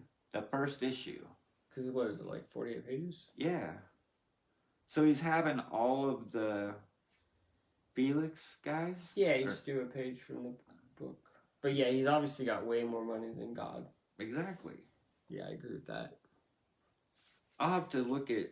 So is it on like their Facebook page or their He's just website? been posting them here and there. I don't... The Felix guy? So I don't follow him on anything, so I don't know. We should do that. Yes. I'm going to dig into it because that sounds interesting. It is interesting. Anyway, yes. Swan Song, the end So of it didn't work everything. for you, huh? I don't know. I mean, it's okay. I was never a huge fan of the... Thor run? Well, no. I The love King Jason Thor. Aaron. Yeah, the older Thor, like on his Yeah. own, because they did a few stories of that. I don't know. It just... It just ends, you know what I mean? Like, Yeah. Thor's sitting there and he's, like, withering away on his throne, like, at the end of time or whatever, I guess. I don't know. Cool. Or maybe I don't remember it. I probably don't remember Sounds it. like it didn't make much of an impact. So No, not that's really. Jason Aaron's fault. Yes, it's totally Jason Aaron's fault. But I didn't want to take anything away from Jason Aaron's Thor run, because that thing was great. It was a good run. I read The Resistance 5 and 6. Or is that This over? is... Well, I guess there's going to be a volume 2. Oh. Hey, Is it any good? I'm just No, buying it's it. really not. Can I I don't. see it's one J. of them? Michael Straczynski or It's whatever. Straczynski and I've been Donner, buying who are it. 2 people I like. But I haven't read it. I feel like Straczynski keeps trying to just perfect the same story, and I don't know that he's getting any closer. Like, The Babylon 5 or the Rising Stars? The Rising Rising Stars. Okay. like I could see that one. it's all deconstruction of superheroes. So this is like, there's a big plague, which seems like every book now is about a big plague, and it's like not funny anymore, guys. It's just not working. But this was all before. I know, but it's not working. But anyway, so Big Plague. Is that Harvey Keitel? Could I'm be. sure. That looks like Harvey Keitel. So Big Plague, and then the world's ending. Everybody's dying. But then a bunch of people somehow get superpowers. Nobody knows how. Of course And then not. somebody with the superpowers figures out how to end the plague. So they end the plague. But then there's all these, like, and I think all the people with powers are, like, young people, like, between the ages of, like, 20 and 27, let's say. And so they have these powers, so they're forming this resistance against society, trying to upend the way the world is now, you know what I mean, to try and make it better. So, like, they're like progressives, basically, but they have superpowers. And, of course, the establishment, the governments, they're trying to figure out ways to keep them down and kill them and, you know, stop them from doing this, you know, divide and conquer, all that good stuff. So you got the full force of, like, all the governments in the world trying to figure out how to stop these 20-somethings with superpowers from, you know, completely changing the world order. So it's a really big idea. And so there's a lot of, you know, maneuvering, and there's some characters, but there's very little individual characterization or any. I mean, it's just about this kind of big idea and all these people with superpowers, but you really don't know, like, individual characters or what their powers are. You know, it's just, I feel like the closest he got was that Squadron Supreme book he did. Yeah. Like, that was the closest he got to what he was trying to do. But I feel this is a step back from him trying to tell the same story for the last 30 years or 20 years. This is a very weird Diodato. No, it's very so the weird thing is, the Diodato art artwork. isn't the best. Like, Diodato's doing a lot of stuff, and so maybe he's just like, Well, maybe he's just rushing. at first, I was like the Berserker book he did with Lemire. That was Uh-huh. cool. And I thought the art was really good. But the stuff he's done with AWA, he did this book, which I don't feel like it's up to his standard. And then he's doing some other book with the same company called, like, Bad Mother or something. And I'm like, what the hell is this? I don't even recognize the writer. Well, I'm buying a when couple I of these AWA books, and they're not blowing me away. when I to be looked at the honest. cover, it's Mike Diodato Jr. and Lee Lockridge. He's But I thought Lee Lockridge was an inker. He's a colorist. yeah, he's a color. So I started flipping through it, and it almost looked like this Lee Lockridge guy, like maybe Diodato was just doing some like Some roughs. some roughs in this, and maybe that's what it is. He's filling it in with colors. It doesn't look It's like, not very tight. and it's not bad. It's not bad. It's not what you get from like Diodato, like when Yeah, but he see, does he's Marvel doing this book too, this Bad Mother, covers, huh? which is this Krista Faust, who I've never heard of. Yeah. So, Well, I mean, I didn't know Diodato wanted to quit Marvel and do his own, creator-owned stuff, and so I think he's just doing a bunch of crap, seeing what sticks. I don't know, man. Yeah. Well, I didn't know that Axel Alonso Yeah, he started the company. started the company. I was like, oh, so that's what Axel Alonso's doing. Because he got fired from Marvel, so he started this company. Right. And I'm reading another book by them. I'll do it real quick. It's called Devil's Highway. I've been buying that. And it's by Benjamin Percy, who I think he's writing Wolverine now, and Brent Schoonover, who's not bad. This Right, book's that's not- why I bought that book, was Schoonover, or You Schoonover. had 20% left. Oh, cool. Schoonover, and I hadn't seen him do hardly anything for a while, so I was like, oh, okay, I'll check this out. Yeah, and this book's pretty good. Like, it's just kind of like a Veronica Mars, this girl's trying to solve a murder type, bring down like a thing type of thing. I'm not into Veronica Mars, so I mean, I like it. What? Okay, Stumptown. It's kind of like Stumptown. I like Stumptown. Okay, it's like Stumptown. This girl, just she's older. Her like dad got killed, and so she's trying to bring his killers to justice. And she uncovers this whole like not conspiracy, this whole like cult of these guys who like do drug or human trafficking and stuff. So I don't know. It's interesting. It's noir. It's kind of like a murder mystery kind of thing. So it's not bad. It's so far it's kind of intrigued me. Like I said, it's nothing like to write home about, but it's decent.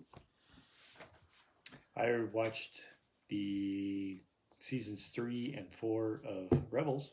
Finished that off. You finished them? I Really? did finish Season off. 3? That was part of the reason why I didn't read hardly as much either as well. So I finally just decided that I watched it all. It's pretty good, but it still has a lot of that whole, it's still another week type of stuff. there's a lot of the villain type of week. It's still something that's trying to be, for kids, in some respects, and things. They do some things a little bit more adult, especially in the last season. I'll be interested to see what you think of that last episode, though. I have a particular problem with it, but overall, I'm pretty happy with how it turns out and things. But yeah, we definitely want to chat about it sometime there. We're going pretty slow on it. So. Well, I was for the longest time as well, and then I finally was just like, I would think originally I was like about halfway through season 3 or something, and I'm like, I just need to knock this thing out and keep moving on. Yeah, I felt the Clone Wars was much better. Yeah, in some But they're ways. both decent. You know, though, I don't know. The thing with Rebels is the fact that they did a really good job of bringing on a bunch of original characters and building those up, and everything else in a lot of ways. We just watched the episode where Chopper got taken over. That was pretty funny. Yeah. And they do. And that other robot's Chopper's pretty funny. Yes, the other robot that sounds like freaking Snape. It always cracks me up. Yeah. It's things like that. Those things are pretty good. Bringing our old Darth Maul back is kind of amusing, in its own way. Sure. The Hondo, almost any one of them. I don't know that I really cared for the character of Hondo much in Clone Wars, but I find him a good comic relief in a way in Rebels. That's interesting. So yeah. I actually enjoy him more in Rebels than I did in Clone Wars. So He's kind of annoying in Clone Wars. The later episodes deal a lot more with the Mandalorians too, which probably is one of the reasons why I like Sabine that too. just left to stay on Mandalore. Okay, yeah. So some of that's pretty good, and things. The last season though was only like 15 episodes, so it goes pretty quick fast in general as well. Cool. But like I say, overall it's pretty good. I don't know that I really needed to watch it, but I'm kind of liking the fact that I did, especially before Mandalorian season 2 comes out, and I keep hearing rumors that they're gonna have little cameos of different things, and stuff like this. Well, I just got my notice that my Disney Plus is running out, my free trial in like November. Is it really? I'm like, what the hell? I have to pay for this crap? Not right. See, I signed up for like 2 years to have it like $5 a month, so it was like $120 for 2 years. I've been getting it for free this whole time. You are, yeah, that's good. I've been getting it for free too.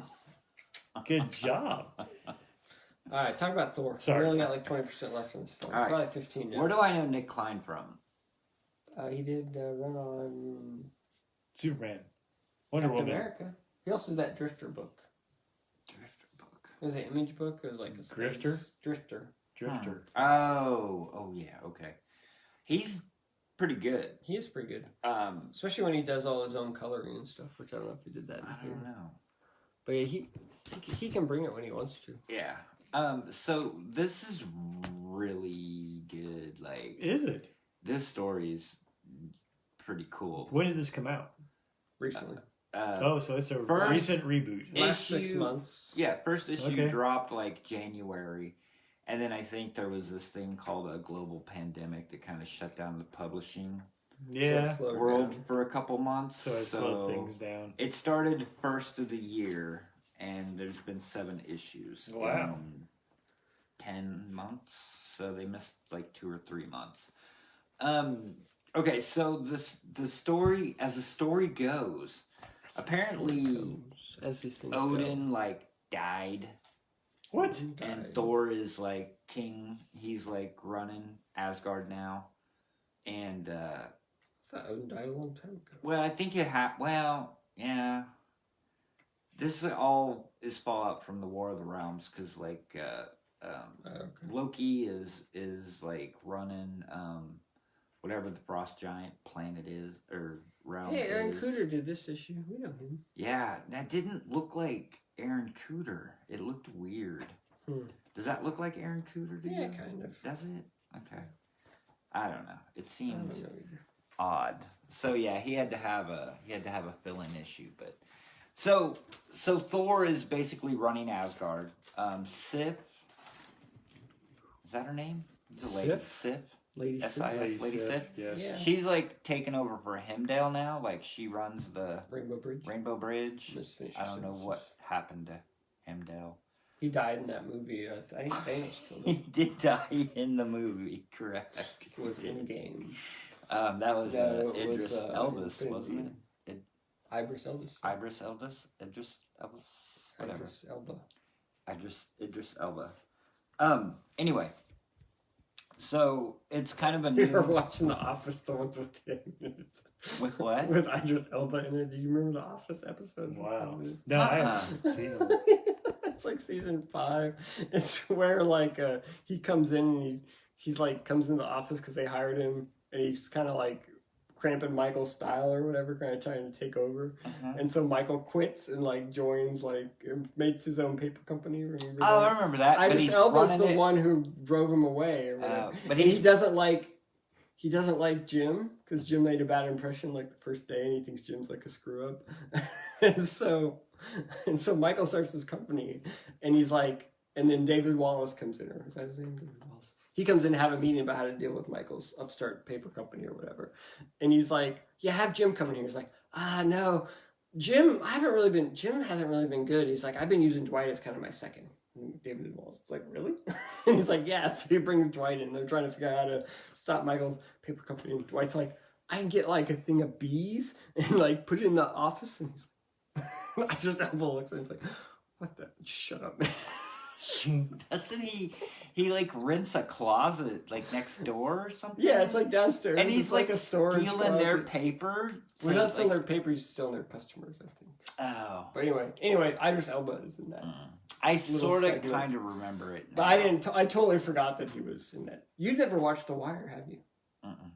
I haven't either, but Oh I know God. Idris Elba's in that. We should do a big Wire like rewatch, like an episode of. But is it? a What's week it or streaming something. on? Anything? It was on Prime for the longest time. Is it? Because for the longest time, Prime had all the HBO like old shows, like Old The Wire shows. and Sopranos and I need to look that up. stuff It's like probably that. on HBO now. I'm sure it's on HBO. Well, HBO that's my owns it. problem, and I don't, I don't have have HBO. HBO. You do. Yeah. I'm lucky. Anyway, I can sorry. get it. Total tangent. Go back to Thor. Okay, so Thor is like kind of running the realm. He's like the king. He's the king. And they're He's gonna have old. this big celebration, and he doesn't want to be. He wants to be the Thor. He doesn't want to be the king. You know what I mean? Like he's having that struggle. Yeah. And he's trying to fit in that role. Well, all of a sudden, Galactus crashes into freaking Asgard. Like, Oh man, just that sounds cool. beat the shit up. Like, Who's beating up dead. Galactus? He's a force of nature. yeah. Well, it's this Null, I guess, like this. And he's been, I think he's like the God Killer, but Null now. Oh. And he's been in the Venom stuff. Like, they're tying him into... Because Donny Cates did all that Venom. Right, and they're tying this Null. So Null is supposed to be the new big bad for, like, the Marvel universe. And so there is a cool part. So, like, they pan down and they're on Midgard, and the Avengers are like beating up. They're having a battle with like this big giant, like I don't know, he looks like a giant, like a ogre or a giant ogre or whatever. Yeah. And they're having like Iron Man's there, and I think Captain America, whatever. They're all fighting, having this big battle, and Thor's hammer just comes flying right through, goes right through the thing's head, and lands on the ground. And Tony Stark's standing there, and he's like, anybody got a Sharpie? And so then they go back up to Thor, and he's like, he's up in Asgard, and he's like, talking to whoever's around him. He's like, that was a pretty good shot, huh?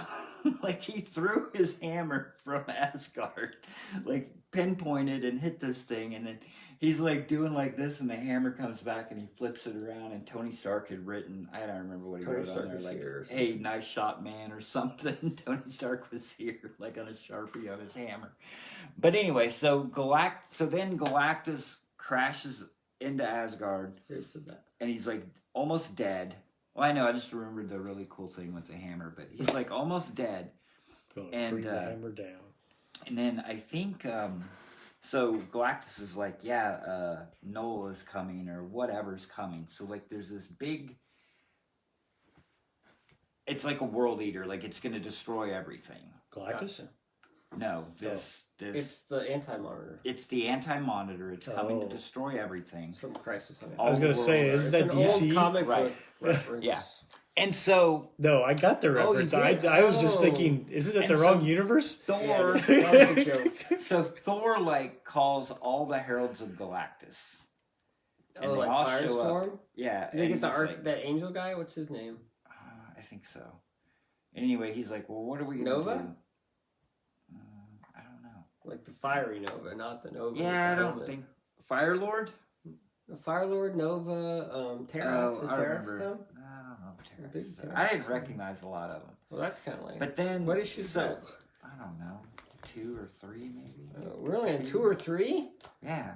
Dude, you need to move this And so along. then He's only Silver, got like 10% left on his Silver thing. Surfer... I'm I should have read trying. these by now. You guys keep interrupting me. Hey, that was only my first interruption. Come on. And so then Silver Surfer shows up, and he's Silver Surfer Black. Is he a herald?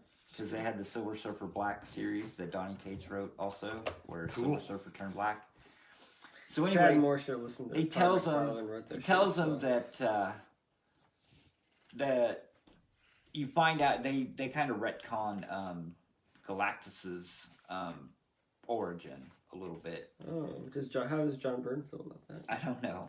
But Silver Surfer tells him that they need Galactus to fight this big bad because he's the only one that fought him. He fought him years ago when he was Galen, when he was the human or whatever. Oh, yeah, I remember that. So he fought him then and beat him, and now he needs...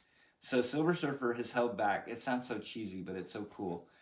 Silver Surfer knew there are 5 planets that Galactus can eat that he'll be able to beat this big bad guy. And Silver Surfer has kept the secret for 60 years in the Why Marvel keep that Universe or secret? whatever. That's Because just he didn't want Galactus to know.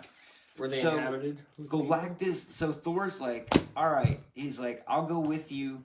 He's like, but I'm only going with you because I'm going to make sure that all the people, all the creatures, people, whatever, that inhabit these worlds, like, you're not going to eat this world until we get rid of the people, because you're not going to kill all these people off these 5 worlds. So Galactus basically turns Thor into a herald of Galactus and gives him, like, cosmic power. So Thor is Galactus's herald, and they're going to these planets, and then Sif conjures up like a rainbow bridge. Dude, which one was that? Because like number 5 is like really hot right now. It's worth only like number 4. millions of dollars. Song number 4.